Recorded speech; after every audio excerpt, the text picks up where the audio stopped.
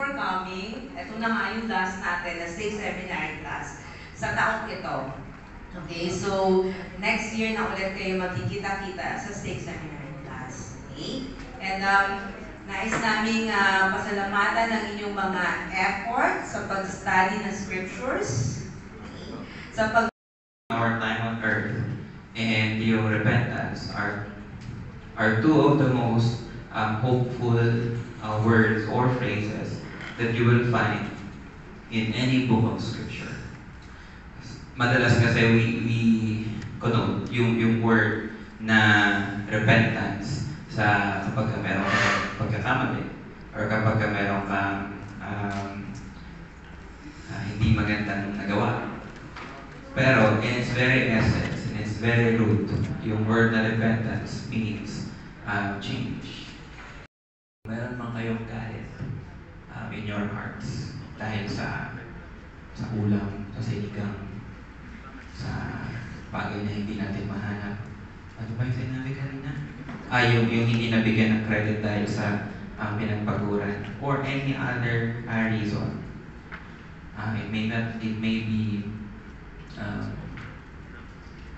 napakasa kayo, ouch. Maaari ganon. Pero, school your feelings. Do not let your feelings take the best of you. Follow the Savior. Ano nga yung First, tapos dito yung tagig second, tagig first dito, no? Tagig first. Dito Bonnie Pip. Dito yung bikutan. Ito yung signal second. Tapos magiging po. Sige po ha. Okay, sige. Let's start. The first question.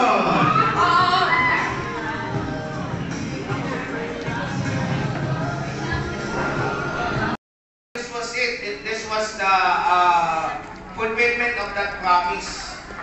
Nung nag-visit si Jesus Christ sa ancient America. And this is one of the rare instances then, no, when Heavenly Father introduces the Son, testified of Jesus Christ as His Son, as His, with His role as being our Savior and Redeemer. Remember, nung bumaba siya, no?